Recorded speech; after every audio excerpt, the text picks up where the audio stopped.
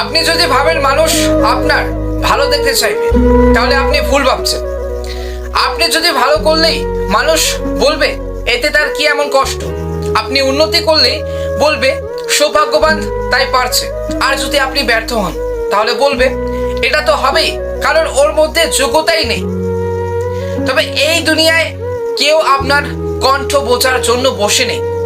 আপনি কাঁদলেও, লড়াই করলেও, জিতলেও মানুষ দেখবে কিন্তু অনুভব করবে না।